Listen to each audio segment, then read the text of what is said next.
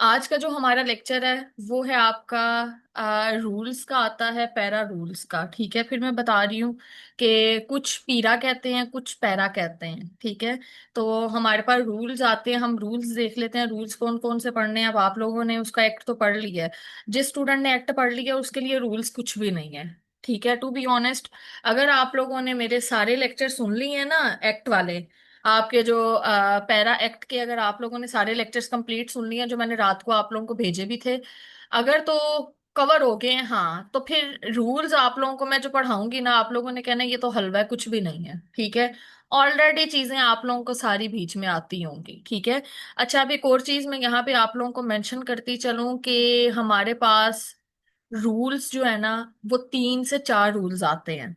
ठीक है, जब आप पैरा की उनकी अपनी वेबसाइट ओपन करेंगे, जहां पे उनका कह लें कि लॉ से रिलेटेड जो उनका डाटा सारा पड़ा हुआ है, वहां पे जो रूल्स है ना, वो आपके 3 से 4 रूल्स पड़े हुए हैं। ठीक है, एक जो रूल्स हैं वो कुछ मेरे ख्याल से वो आप लोगों के कुछ क्या नाम आता है, कंडीशन एंड अपॉइंटमेंट के हवाले से, जैसे यहाँ पे लिखा है ना, ऑपरेशंस एंड प्रोसीजर्स। ठीक है, और वहां पे कुछ वर्ड लिखा हुआ है, मेरे ख्याल से कंडीशंस एंड अपॉइंटमेंट्स के हवाले से कुछ रूल्स बताए गए हैं कि भाई क्या क्या कंडीशंस हो सकती हैं, कैसे कैसे अपॉइंटमेंट करनी है।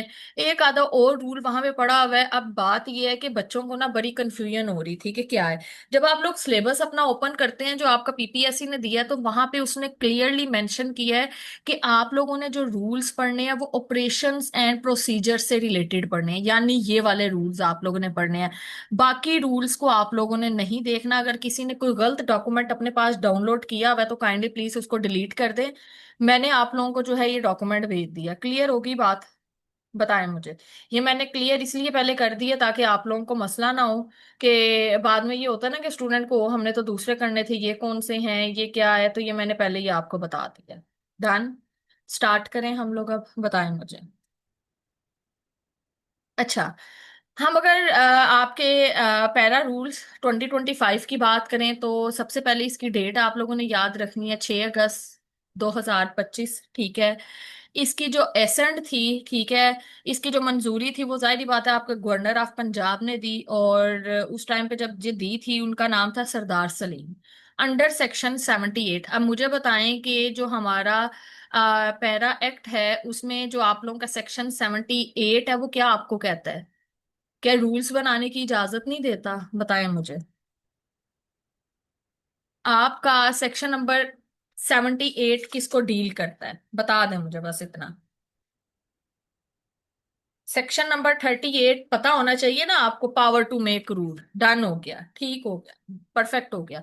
अच्छा, अब देखें, 3 एमसीक्यूज आप लोगों के बन गए यहाँ पे। एक मैंने आप लोगों को डेट का बता दिया, ठीक है। दूसरा हम लोगों ने देख लिया कि भाई पावर टू मेक रूल जो हमारा सेक्शन नंबर 78 से रिलेट कर रहा है। इसके अलावा मैंने आप लोगों को गवर्नर ऑफ पंजाब का नाम बता दिया, ठीक है, सरदार सलीम, जिनकी एसेंट से जो है ना ये रूल जो है ना आगे पास हुए थे, सरदार सलीम नाम है। इसके अलावा जो एमसीक्यूज आपका बनता है यहाँ से, जो इसके कंटेंट से बनेगा, वो आपसे पूछेगा कि भाई इसके रूल्स के टोटल सेक्शंस कितने आते हैं। अगर हम रूल्स के सेक्शंस की बात करें तो हमारे पास 38 सेक्शंस आते हैं, और इसके जो स्केड्यूल्स आते हैं, इसको शेड्यूल्स भी कहते हैं, स्केड्यूल्स भी कहते हैं, वो आपके पास 2 आते हैं। ठीक है, तो ये जरा आप लोगों ने, ये 5 एमसीक्यूज आपके बनते हैं और ये 5 के 5 आपने याद करने हैं। देख लें जरा।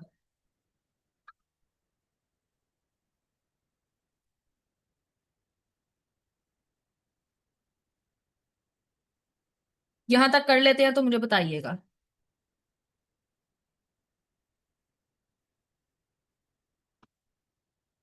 हो गया? रिपीट कर दूं? क्या रिपीट करूं? ही ना, बताएं मुझे बच्चे, क्या रिपीट करूं? बताएं मुझे, मैं रिपीट कर देती हूँ।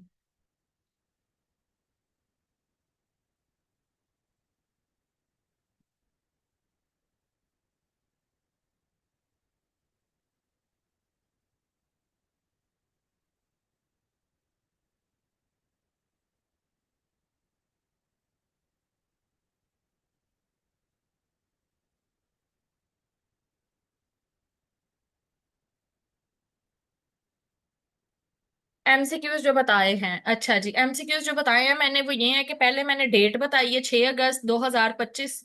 इसके अलावा मैंने ये बताया कि भाई आपका जो रूल्स बनाने की जो सेक्शन आपका एक्ट का आता है वो 78 आता है, जो डील करता है कि पावर टू मेक रूल्स आ गया। इसके अलावा एसेंट किसने दी? गवर्नर पंजाब ने, जिनका नाम सरदार सलीम है। और इसके अलावा आपके रूल्स के टोटल सेक्शन 38 है और दो स्केजुअल्स हैं। ये 5 MCQs हैं, इसको एज इट इज आप लोगों ने याद कर लेना है, ठीक है। ये पेपर के लिए बड़े इंपॉर्टेंट। अब आप लोग ना एक दफा रूल्स को जरा, इनके जो रूल्स हैं ना इनके सेक्शन को देख लें। पहला, दूसरा, तीसरा, ये सारे देख लें। Short title, definition, meeting of the board, इसके अलावा टेटोरियल जुरिस्डिक्शन आ गई, एचओ की, ठीक है, कंप्लेंट्स। इसके अलावा कंप्लेंट्स, मूवेबल इंक्रोचमेंट, इमूवेबल भी हम लोग ये सारी चीजें एक्ट में पढ़ के आए हैं। रिप्रेजेंटेशन कैसे देनी है, हेयरिंग प्रोसीजर क्या होगा, power to proceed, ex parte क्या है, ये सारी चीजें आप लोग वहां पे पढ़ के आए हैं, ठीक है। अब इनको मजीद आगे हम लोगों ने एलेबोरेट करना है, जो चीजें वहां पे नहीं मेंशन वो यहाँ पे आप लोगों को मेंशन हुई मिल जाएंगी। अच्छा जी, हमारे पास ये आता है, ये सारी चीजें जरा आप लोगों ने देख लेनी है, जो पीछे मैंने चीजें बताई हैं वो सारी यही हैं, ठीक है। अब सेक्शन नंबर 1 को अगर देखें हम लोग, तो सेक्शन नंबर 1 के अंदर आप लोगों का शॉर्ट टाइटल एंड कमेंसमेंट आती है, ठीक है। शॉर्ट टाइटल आप देखें सामने लिखा हुआ है द पंजाब। अच्छा, एक और चीज मैं यहाँ पे बता दूं, लंबी लंबी अंग्रेजी मैंने नहीं पढ़नी। आप लोगों को डायरेक्टली मैं एमसीक्यूज बताऊंगी कि भाई इसके अंदर से एमसीक्यूज क्या बनते हैं, ठीक है। एक्ट मैंने बड़ी डिटेल में आप लोगों को पढ़ाया, एक एक लफ्ज करके मैंने पढ़ाया, इसलिए एक्ट की आपको समझ है। जिन्होंने एक्ट मेरे लेक्चर सुन लिए हैं ना, उनके लिए रूल्स कुछ भी नहीं है। उनको मैं एक बात करूंगी ना तो 10 बातें उनको खुद ही आगे से पता होंगी कि हाँ ये चीज हम लोगों ने लेक्चर में पढ़ी थी, आगे मैम ने ये कहनी है, ठीक है। तो ये है कि जरा आप साथ साथ स्पीड पकड़नी है और चलना है, क्योंकि 38 मैंने आज ही खत्म आप लोगों को करवाने हैं। शॉर्ट टाइटल है, नाम देख लें शॉर्ट टाइटल का, ये लिखा हुआ है, क्लियर होगी बात। ऑपरेशन एंड प्रोसीजर रूल्स बीच में लिखा होगा। इसके अलावा ये पूछेगा कि भाई ये जो इन्फोर्स करवाया गया, ठीक है, ये एट वंस, जैसे ही आप लोगों का इसको पास किया गया, इसको साथ ही लागू कर दिया गया था, ठीक है। ये पूरा का पूरा एक साथ ही इन्फोर्स कर दिया गया। ये नहीं हुआ कि भाई आधे स्केजुअल या आधे सेक्शन बाद में आएंगे या पहले आएगी, एट वंस एक ही बार सारा का सारा लागू किया गया था। इसके अलावा डेफिनेशंस की हम बात करते हैं कि डेफिनेशंस कौन सी हैं। जैसे एक्ट के अंदर हमारा दूसरा सेक्शन होता है डेफिनेशन का, सेम इसी तरह हमारे पास अल्लाह भला करे जो आप लोगों के रूल्स का है ना, रूल्स में भी दूसरा पार्ट आपका डेफिनेशन का आएगा। डिपार्टमेंट का क्या मतलब है? एडमिनिस्ट्रेटिव डिपार्टमेंट है गवर्नमेंट ऑफ पंजाब का, ठीक है। एविडेंस का क्या मतलब है? एविडेंस का मतलब होता है सबूत। अब एविडेंस दो तरह के आपके उन्होंने बताए हैं, एक डॉक्यूमेंट्री जो कि रिटन फॉर्म में होगा, और एक डिजिटल एविडेंस होगा जो कि आपका इलेक्ट्रॉनिक फॉर्म में होगा, ठीक है। अब इसमें वीडियो फुटेज भी हो सकती है, ऑडियो रिकॉर्डिंग भी, ईमेल्स भी, सोशल मीडिया कम्युनिकेशन एंड आप लोगों का मीटा, यानी ये जो फेसबुक वगैरह ना उसका डाटा भी हो सकता है। क्लियर होगी बात इतनी मुझे बताएं। डेफिनेशन 3 समझ में आ गई। दो डेफिनेशन। फॉर्म का क्या मतलब है? जो फॉर्म आप लोगों के लास्ट के ऊपर बताए हुए हैं, देखिएगा आपके स्केड्यूल, जो मेरे ख्याल से लास्ट स्केड्यूल आता है, ला दो स्केड्यूल है ना। पहला स्केड्यूल आप देखेंगे कि उसके ऊपर उन्होंने फाइन के हवाले से डिस्कशन किया, और स्केड्यूल नंबर 2 के अंदर उसने फॉर्म बताए हैं। तो वही सारे फॉर्म जो है ना कि फॉर्म, अब आप एक चीज देखें कि फॉर्म फिल करना, जिस तरह हम कोई एडमिशन लेते हैं तो फॉर्म फिल करते हैं, तो ये भी वही फॉर्म है, और फॉर्म आपके स्केड्यूल के अंदर उन्होंने अटैच किए हुए हैं, ठीक है। अब वो कह रहे हैं कि रूल्स, जहाँ पे बात की जाएगी कि what is meant by rules, word इस्तेमाल किया जाएगा, तो भाई ये वही रूल्स हैं जो हम पढ़ रहे हैं, the Punjab enforcement and regulatory authority operation and procedure rule 2025। Schedule का मतलब यही है कि जो आपके रूल्स के लास्ट के ऊपर अटैच किए गए हैं। क्लियर होगी? ये 5 डेफिनेशंस हैं, कोई ऐसी मुश्किल चीज नहीं है, आसान है। हमारे यहाँ पे दो सेक्शन कवर हो गए। क्लियर होगी बात? बताएं मुझे। अब वो कह रहे हैं कि कोई ऐसा वर्ड, अ वर्ड और एक्सप्रेशन जो कि इस्तेमाल किया गया और रूल्स में डिफाइन नहीं किया गया। ये जरा चीज आप लोगों ने देखी, उन्होंने साफ बताया आप लोगों को कि कोई ऐसा वर्ड या कोई ऐसा एक्सप्रेशन आप देखने को आपको मिल जाता है, या पढ़ने को कोई लफ्ज मिल जाता है जो कि हम लोगों ने उसकी डेफिनेशन रूल्स में नहीं बताई हुई, तो आप लोगों को समझ में आ जाना चाहिए कि उसका जो मीनिंग वही है जो आपके पैरा एक्ट के अंदर उन्होंने असाइन किया हुआ है, ठीक है। उसका कोई नया मीनिंग नहीं होगा, एक्ट और रूल सेम है। बात समझ में आई? एक्ट की जो एक्सप्लेनेशन आती है वो रूल्स में आती है, जो रूल्स के अंदर चीजें होती हैं वो एक्ट के अंदर होती हैं, तो ये दोनों आपस में सेम ही आते हैं। तो इसीलिए जो अगर कोई ऐसी टर्म है जो आप लोगों की यहाँ पे डेफिनेशन के अंदर एक्सप्लेन नहीं की गई, तो आपको समझ आ जाना चाहिए कि एक्ट के अंदर जो मतलब है वो इधर भी उसका भी मतलब वही है। अच्छा, अब तीसरे वाला आपका डील करता है meeting of the board, board की जो मीटिंग्स होनी है। ठीक है। वो कहता है कि भाई हर 3 महीने के बाद एक मीटिंग जरूरी है, लिख लें भाई, साथ साथ लिखते जाएं या अंडरलाइन करते जाएं। साथ साथ लिखते जाएं या अंडरलाइन करते जाएं ताकि आप लोगों को चीजें याद रहें। मैंने बार बार नहीं रिपीट करना, 38 सेक्शंस हैं और मैंने इसको खत्म करवाना है आज के लेक्चर में। अच्छा, अब वो कहते हैं कि भाई सबसे पहली चीज कि बोर्ड आपकी हर 3 महीने के बाद एक मीटिंग जरूर रखेगा। अब इसके अंदर 2 से 3 चीजें उसने बताई हुई हैं। यहाँ पे आप लोगों का दूसरे नंबर वाला जो क्लॉज है वो क्या कहता है, वो कहता है कि स्पेशल मीटिंग आपका बोर्ड रखेगा। ठीक है। अब वो कहता है कि स्पेशल मीटिंग जो है या तो आपका बोर्ड खुद रखेगा या तो चेयरपर्सन रखेगा। ठीक है। जब चेयरपर्सन अगर या बोर्ड रखता है तो उसको पहले रिक्वेस्ट भेजनी पड़ेगी अपने मेंबर्स को। कोई अर्जेंट मीटिंग भी तो हो सकती है ना, तो जब अर्जेंट मीटिंग भी होगी रिक्वेस्ट भेजेंगे ना कि भाई हमारी मीटिंग है, स्पेशल मीटिंग है, तो सबने हाजिर होना है। ठीक है। तो ये चीज आप लोगों ने इसमें याद रखनी है कि स्पेशल मीटिंग आपका बोर्ड खुद भी रख सकता है। इसके अलावा जो है वो चेयरपर्सन भी मीटिंग आप लोगों की स्पेशल बुला सकता है, लेकिन वो पहले रिक्वेस्ट भेजेगा। तीसरे क्लॉज के अंदर उसने क्या बताया, उसने कहा the secretary of the board shall issue meeting notice. ठीक है। आपका जो सेक्रेटरी है, बोर्ड का जो सेक्रेटरी है, चेयरपर्सन की बात नहीं की, उसने कहा है बोर्ड का जो सेक्रेटरी है वो नोटिस इशू करेगा मीटिंग का। अब उसके अंदर टाइम डेट और प्लेस, भाई कहाँ पे मीटिंग है, कब मीटिंग है, कैसी मीटिंग है, वो बताएगा पूरा का पूरा एजेंडा। और ये एटलीस्ट जो नोटिस है वो 3 दिन पहले इशू करना है। क्लियर होगी बात? बताएं मुझे।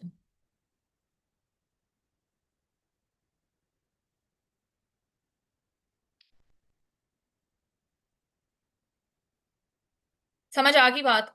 चौथे नंबर पे वो क्या कहता है, कहता है the board or chairperson may require any committee or its member or any employee within its territorial jurisdiction to attend the meeting of the board but such member or employee shall not have voting rights। ठीक है। आपके board ने या chairperson ने किसी committee के बंदे को, किसी एम्प्लॉय को, किसी मेंबर को उस मीटिंग में बुला लिया है। आपके जो मेंबर्स हैं, यानी आपके मेंबर्स और आपके जो एम्प्लॉयज हैं, ठीक है, कमेटी के या कोई और, वो मीटिंग तो अटेंड कर सकते हैं लेकिन उनके पास वोटिंग राइट कोई नहीं है। ये चीज याद रखनी है आपने। ठीक है। आपका बोर्ड या आपका चेयरपर्सन अगर आपकी कमेटी को या मेंबर्स को बुलाता है कि भाई आप आके मीटिंग अटेंड करें, इसका मतलब ये नहीं है कि अगर उन्होंने मीटिंग अटेंड की है तो उनके पास वोटिंग राइट्स भी हैं। वो सिर्फ मीटिंग अटेंड कर सकते हैं, उनके पास वोटिंग राइट कोई भी नहीं है। ये आप लोगों का सेक्शन नंबर 3 क्लॉज नंबर 4 बताता है। क्लियर होगी बात?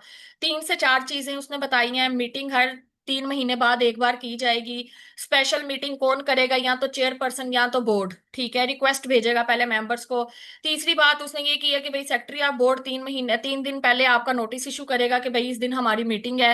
प्लेस टाइम जगह वो सब कुछ बताएगा, एजेंडा मेंशन करेगा। चौथे नंबर पे उसने कहा है कि भाई आपका बोर्ड और चेयरपर्सन किसी कमेटी के बंदे को या किसी भी मेंबर एम्प्लॉय को अपनी कमेटी का, अपनी मीटिंग का हिस्सा बना सकते हैं, लेकिन बात यह है कि उनके पास वोटिंग राइट कोई नहीं है। जो मेंबर्स और एम्प्लॉयज हैं उनको वोटिंग राइट्स कोई है, वो सिर्फ मीटिंग अटेंड करेंगे। ठीक है। क्लियर होगी बात?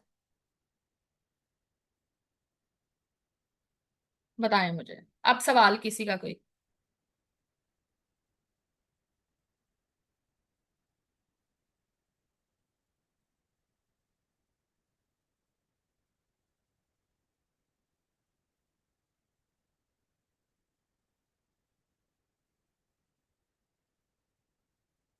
सबको क्लियर है? एक दफा जरा हाजिरी लगवा दे और उठ जाएं जरा भाई, बड़े आसान है और बड़े मजे के हैं, सारी चीजें पहले पढ़ी हुई हैं, कोई मुश्किल चीज नहीं है। ठीक है। उठ जाएं सारे, जरा जागे, उठ के फ्रेश होके पढ़ना है ताकि क्लास में याद हो जाए बार बार, क्योंकि डॉक्यूमेंट, हमारे पास इतना टाइम नहीं है कि हम बार बार डॉक्यूमेंट खोले और ओपन करें। जो चीज साथ पढ़ा रही हूँ साथ साथ लिखते जाएं, साथ साथ क्लास में याद करते जाएं। ठीक है। अच्छा, अब आगे हम लोग देखते हैं कि territorial jurisdiction of the hearing officer, जिसको आप एचओ कहते हैं। ठीक है। अब इसके हवाले से हम थोड़ी सी बात कर लेते हैं। वो कहते हैं the hearing officer shall hear and decide all matter arising from और रिलेटेड टू एक्शन, हाँ, related to action taken by enforcement station establish under. अच्छा, अब मैं ये चीज समझाती हूँ।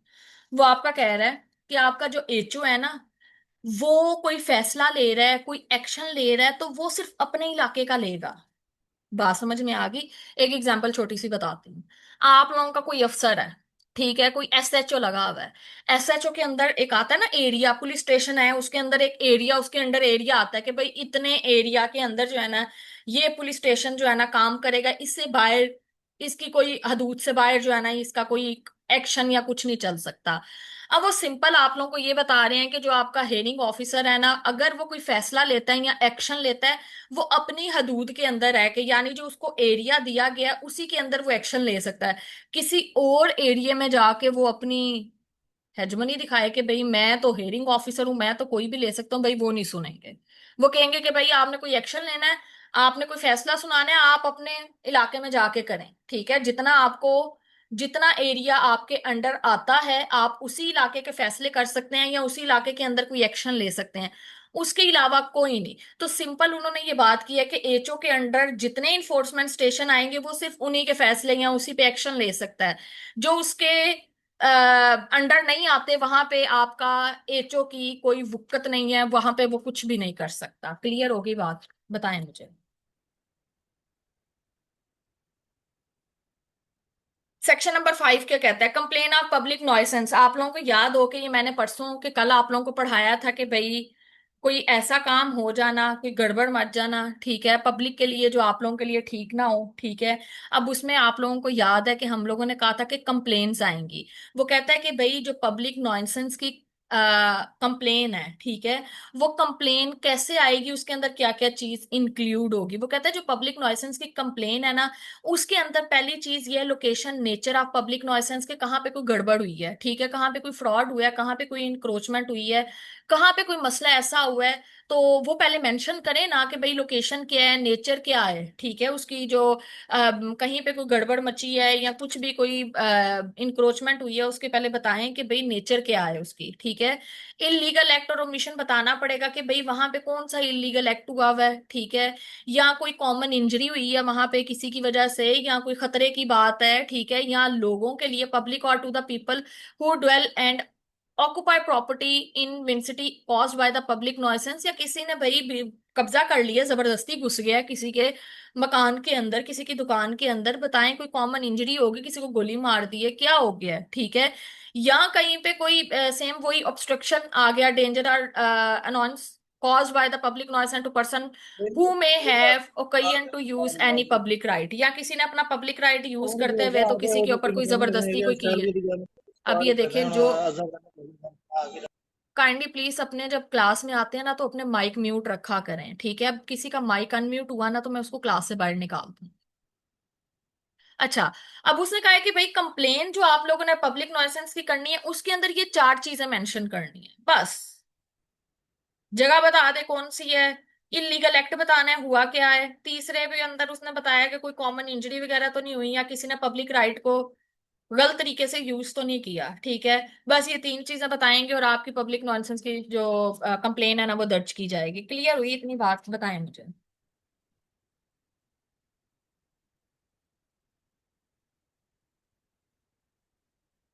अब एक चीज हम लोगों ने सिर्फ वहां पे इतना पढ़ा था, एक्ट के अंदर इतना पढ़ा था कि पब्लिक नॉनसेंस के ऊपर जो है कंप्लेन की जाती है, ठीक है। किसको की जाएगी, कैसे की जाएगी, तरीकाकार हमने नहीं पढ़ा एक्ट के अंदर। वो तरीकाकार हम लोग यहाँ पे पढ़ेंगे। वो कहता है कि भाई सबसे पहले कंप्लेन में ये चीजें ऐड होनी चाहिए। दूसरे क्लॉज में कहता है जो आपका कंप्लेन करने वाला बंदा है, चाहे वो डिपार्टमेंट का है, चाहे आप लोगों का विसल बॉयलर है या कोई भी एम्प्लॉय है, वो आपकी कंप्लेन के साथ कोई एफिडेविट, जिसको क्या कहते हैं एफिडेविट, बयान हल्फी, ठीक है, या एविडेंस जो अवेलेबल है वो साथ अटैच करेगा। अब एविडेंस तो कोई भी हो सकता है ना, कोई फोटो क्लिक की हो, ठीक है, हाँ, हल्फनामा, बयान हल्फी कहते हैं ना उसको। हल्फनामा एफिडेविट आएगा उसका कि भाई मैं ये बयान देता हूँ कि मैंने फलानी जगह पे क्राइम होते देखा है, वहां पे ये वो पूरा करके जो स्टाम्प पेपर के ऊपर और वो सारा कुछ करेगा। इसके अलावा एविडेंस कहीं पे कोई हुआ है, कोई मसला हुआ है, तो वहां पे पिक्चर्स वगैरह खींच के तो साथ लगा सकता है ना अटैच करके। ये दूसरी चीज। तीसरी चीज उसने कहा है कि आप कंप्लेन आप पब्लिक नॉनसेंस सबमिट, किसको सबमिट होगी? वो कहता है बिफोर द सब डिविजनल, यानी अगर अल्लाह करे आप सब लग जाएं, ठीक है, आपके पास आ सकती है, एचओ के पास आ सकती है, बोर्ड या अथॉरिटी के पास जा सकती है। क्लियर होगी? या अगर इनके पास भी नहीं है तो जो कंसर्न इन्फोर्समेंट ऑफिसर है उसको ये सबमिट करवा सकते हैं, यानी किसी को भी कर सकते हैं, ठीक है। आसान अल्फाज में जितने भी इनकी अथॉरिटी है, किसी को भी आप पब्लिक नॉइसेंस की जो है ना वो कंप्लेन दर्ज करवा सकते हैं। क्लियर होगी बात। अब आप एक चीज देखें, after seeking report from investigation officer the enforcement shall, enforcement officer अब वो क्या करेगा? अब आप मुझे बताएं ना कि एक एप्लीकेशन रिसीव हो गई है जिसके साथ एफिडेविट एफिडेविट लगा हुआ है, बयान हल्फी है, आपके सबूत बकायदा अटैच हैं, सारा कुछ है। उस सूरत में फिर क्या करेगा कि भाई आफ्टर सीकिंग रिपोर्ट, आपका इन्वेस्टिगेशन जो ऑफिसर है वो रिपोर्ट देखने के बाद, ठीक है, इन्फोर्समेंट ऑफिसर एक ईपीओ इशू करेगा। बात समझ में आती है? ईपीओ क्या है बता दे जरा, जिसने लेक्चर सुने हैं वो बताएगा अभी ईपीओ क्या है।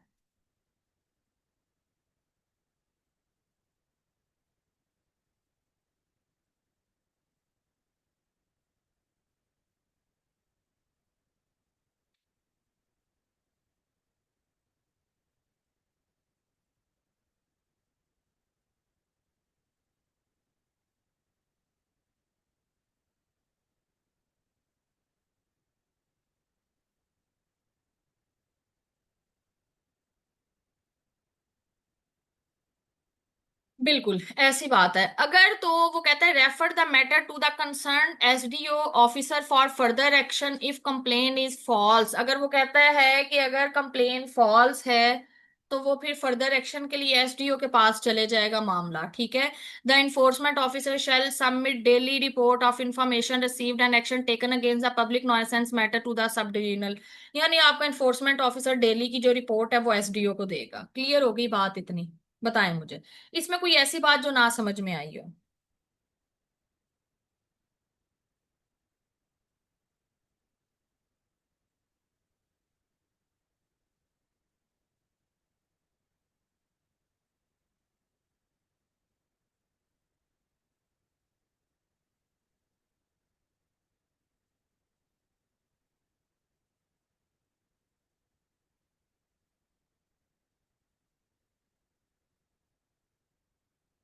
डन हो गया, आगे चलते हैं।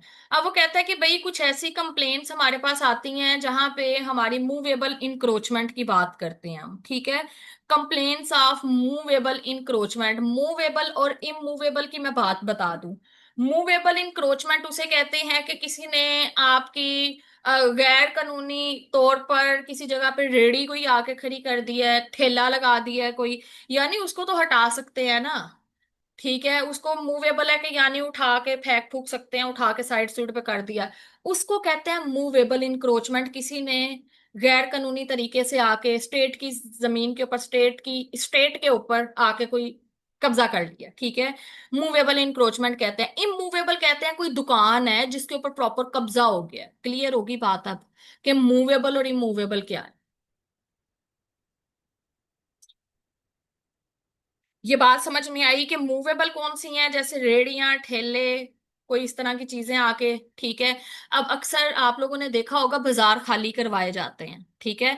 बाजार खाली करवाए जाते हैं ना, कि जिन्होंने फल वाली रेड़ियां लगाई होती हैं इर्द गिर्द और सब्जी और ये वो, आके कहते हैं कि भाई आगे फोर्स आ गई, बाजार खाली कर देंगे, कर दें वो कर दें, तो उसको मूवेबल इंक्रोचमेंट कहते हैं, ठीक है। जिन्होंने बकायदा दुकानों के ऊपर कब्जे किए हैं, जो बकायदा दुकानें हैं, कोई जमीनें हैं, ठीक है, उसको हम इमूवेबल कहते हैं। वो फिर आके आपको पता है कि बिल्डिंग घराना और वो सारी चीजें वो हमारी इमूवेबल के अंदर जाती हैं। अब मूवेबल इंक्रोचमेंट की कंप्लेन किस तरह की जाती है वो देखते हैं। कि पहले कहता है वो कंप्लेन में क्या चीजें होंगी। वो कहता है डिटेल होगी लोकेशन की, ठीक है। नेचर कौन सी है मूवेबल इंक्रोचमेंट की? स्टेट प्रॉपर्टी के ऊपर। नेचर क्या है भाई? नेचर का मतलब बताएंगे कि है किस किस्म की इंक्रोचमेंट हुई है, ठीक है। तो एक बंदा रेडी वाला है, ठेले वाला है, क्या बंदा है, कौन है, किस तरह आके उसने वो एक स्टेट की प्रॉपर्टी के ऊपर इंक्रोचमेंट की है, ठीक है। इसके बाद वो कहता है दूसरे क्लॉज में be supported by an affidavit, वही सारा वो एविडेंस और एफिडेविट साथ लगा दे। बात समझ में आई? जिसने कंप्लेन देनी है वो ये तीन चीजें जैसे पीछे हम लोग अभी पढ़ के आए हैं। क्लियर हुई बात? यहाँ पे दो चीजें कंप्लेन के लिए याद रखना है।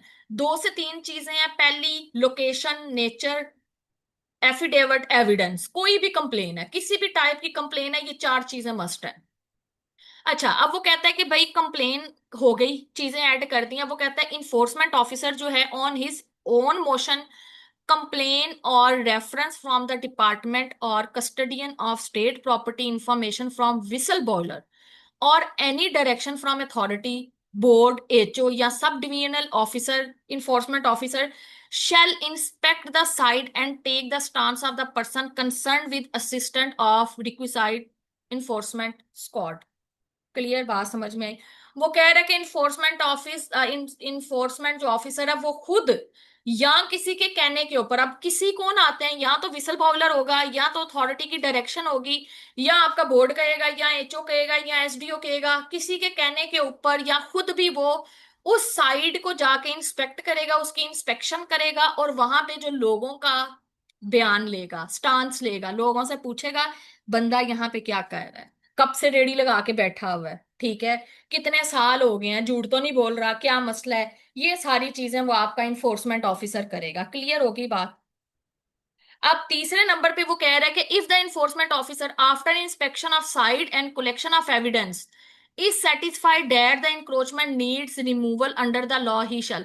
अगर इन्फोर्समेंट ऑफिसर को वहां पे लोगों के बयान से और हालात देखकर पता चल गया कि एप्लीकेशन सही आई है, कंप्लेन सही आई है, मुझे यहाँ पे इसको रिमूव करने की जरूरत है अंडर द लॉ, कानून के मुताबिक मुझे इस इंक्रोचमेंट को यहाँ पे खत्म करने की जरूरत है, तो उस सूरत में वो क्या स्टेप्स लेगा, वो ये स्टेप्स बताए हैं। वो कहते हैं notice to illegal occupied, notice जारी करेगा इलीगल ऑक्युपाइड को to show cause within 3 days. बात समझ में आ गई? 3 दिन के अंदर अंदर नोटिस चला गया उसको, बताएं मुझे। क्लियर होगी बात? कितने दिन के अंदर जाएगा बताएं मुझे,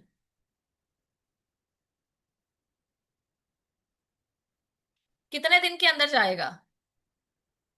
नोटिस कितने दिन के अंदर जाएगा? उसको जो रिमूवल ऑर्डर दिया जाएगा इलीगल ऑक्युपायर को कि वैकेट कर ले अपनी स्टेट प्रॉपर्टी को, हमारी जो स्टेट प्रॉपर्टी है उसको खाली कर दे, कितने दिन के अंदर अंदर, कितने दिन के अंदर अंदर खाली करवाना है बताएं मुझे, कितने दिन के अंदर अंदर वो जगह खाली करवाने का नोटिस होगा उस बंदे को? 3 दिन। बात समझ में आ गई अब? कि वो जो नोटिस दिया जाएगा वो भी विद इन 3 डेज दिया जाएगा, और जो ऑक्युपायर को टाइम दिया जाएगा वो भी 3 दिन का दिया जाएगा। बात समझ में आ गई है? अच्छा, चौथे नंबर पे वो कहते हैं कि if illegal occupier fail to satisfy the EO or vacate the state property within the specified time, the enforcement officer shall, after expiry of such period, take any action provided under subsection 2 of the section 38 of the act। Section 38 के मुताबिक subsection 2 के according आपका enforcement officer कोई भी action ले सकता है अगर आपके इलीगल ऑक्युपायर ने वो जगह 3 दिन के अंदर खाली ना की, या अपने ईओ को सेटिस्फाई ना किया, तो आपका ईओ कुछ भी कर सकता है, उसके पास राइट है। Act article number act section number 38 के अंदर उन्होंने इसकी पावर बताई है, ईओ क्या क्या कर सकता है। क्लियर होगी बात? 38 पढ़ के आए हैं आप एक्ट के अंदर।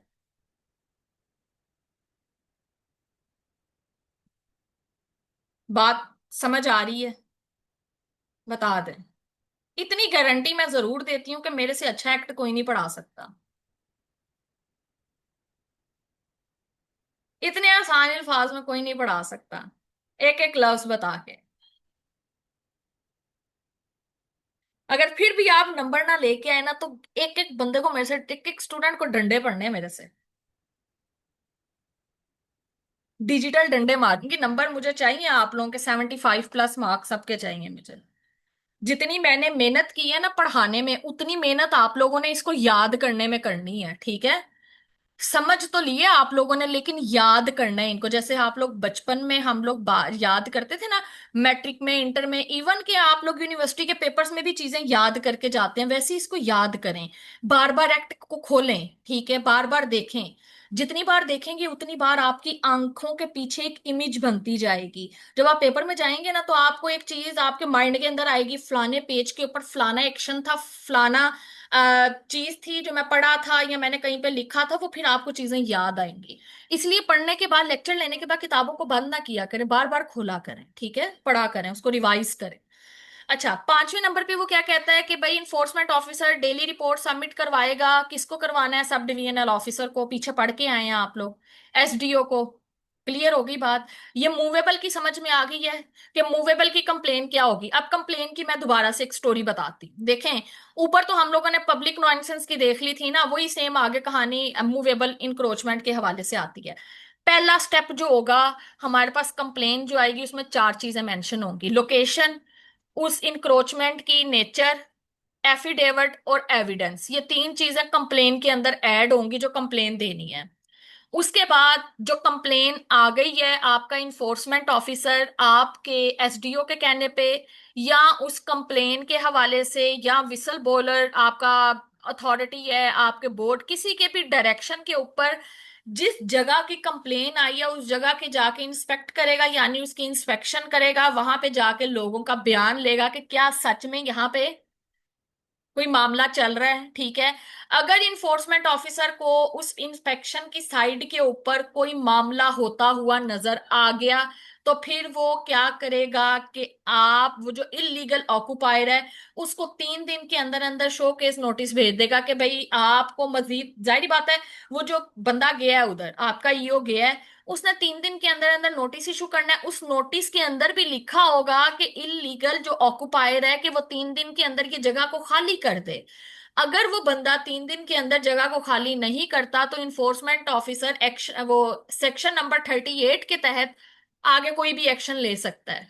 ठीक है। वो एक्शन आपके सेक्शन नंबर 38 एक्ट के अंदर मेंशन है। और लास्ट के ऊपर उसने ये बताया कि आपका जो ईओ है वो डेली रिपोर्ट अपनी सबमिट किसको करवाएगा, आपके एसडीओ को, यानी आप सबको सबमिट करवाएगा। क्लियर होगी बात।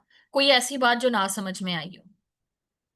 सिंपल है, कुछ नहीं, स्टेप बाय स्टेप याद रखनी है आपने चीजें। ठीक है।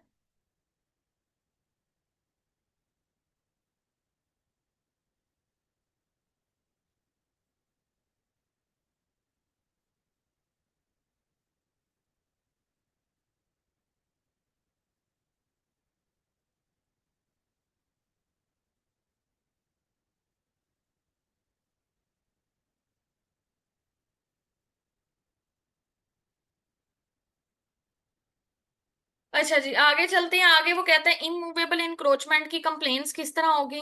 ठीक है, इमूवेबल की कंप्लेंट्स के बारे में बता दूं, सेम वही चीज है। देख लें, अब मैं जरा गो थ्रू जल्दी करूंगी कि सेम वही चीज है। ठीक है। कंप्लेन के अंदर लोकेशन, नेचर, एफिडेविट और एविडेंस होगा। ठीक है। फिर दूसरे नंबर के ऊपर उन्होंने यही बताया कि आपका जो इन्फोर्समेंट ऑफिसर है वो उधर जाके जो है ना साइट को विजिट करेगा और वो सारी चीजें करेगा। वो कहते थे enforcement officer on his own motion complaint या रेफरेंस फ्रॉम द डिपार्टमेंट के कहने पे कस्टडियन ऑफ स्टेट प्रॉपर्टी, या कोई इसको विसल बॉलर ने इन्फॉर्मेशन दिया या अथॉरिटी की डायरेक्शन पे बोर्ड के, एचओ के या सब डिविजनल के कहने के ऊपर उस जगह का जाके जिसकी कंप्लेन आई है उसका इंस्पेक्शन करेगा उस जगह की, और वहां पे जो लोग हैं उनके बयान लेगा। बयान लेने के बाद अगर उसको लगता है यहाँ पे कि कोई गड़बड़ है, ठीक है, तो वो क्या करेगा वहां पे under the law, according to law, ठीक है, वहां पे उसको अगर तो जरूरत पड़ी है कि भाई हाँ यहाँ पे कोई गड़बड़ है, तो वो क्या करेगा कि भाई आपका कोई नोटिस इशू करेगा ना, वो ये करेगा, he shall through the sub divisional officer submit a report to the hearing officer. क्या करेगा कि अगर उसको लगता है कि वहां पे कोई गड़बड़ है तो वो रिपोर्ट सबमिट करेगा एचओ को थ्रू एसडीओ।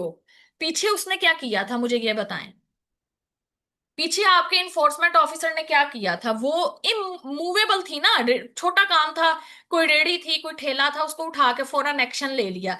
ये इमूवेबल है, इनको आसानी से उठाया नहीं जा सकता, इसको बकायदा गिराना पड़ेगा। ठीक है। हमने ये देखा था कि वो ऑर्डर इशू करेगा, 3 दिन के अंदर उस बंदे को कहेगा कि अपना ठेला यहां से उठा ले।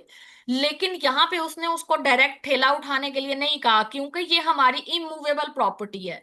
इसके अंदर आपके ईओ को रिपोर्ट सबमिट करवानी पड़ेगी एचओ को, जो कि सब डिविजनल ऑफिसर के थ्रू सबमिट होगी। इतनी बड़ी कोई बिल्डिंग गिराने जा रहे हैं जिसपे कब्जा हुआ है, ईओ मुंह उठा के तो नहीं जा सकता ना। चलो ठेला तो उसने उठा दिया, रेडी भी उठा दी उसने, लेकिन इमूवेबल प्रॉपर्टी जरूरी तो नहीं एक छोटी सी दुकान हो, कोई बड़ी बिल्डिंग भी हो सकती है, कोई बहुत बड़ा प्लाजा भी हो सकता है। उसको गिराने के लिए प्रॉपरली उसको पीछे पूरे अपने पीछे डिपार्टमेंट की इजाजत चाहिए होगी। तो वो क्या करेगा, वो रिपोर्ट उस जगह की सबमिट किसको करवाएगा, एचओ को सबमिट करवाएगा थ्रू एसडीओ। क्लियर हुई बात यहाँ पे? मुझे ये बताएं, दोनों में डिफरेंस समझ में आया? वो मूवेबल था, ये इमूवेबल है।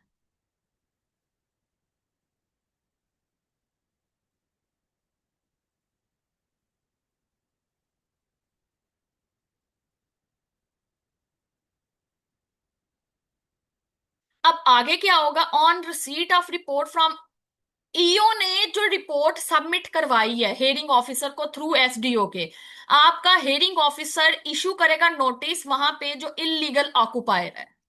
वहां पे नोटिस किसने इशू किया था, डायरेक्ट ईओ ने इशू कर दिया कि निकल जाओ, 3 दिन के अंदर जगह खाली कर दो। यहाँ पे ईओ के पास इख्तियार नहीं है, ईओ ने आपके एचओ को कहना है थ्रू एसडीओ,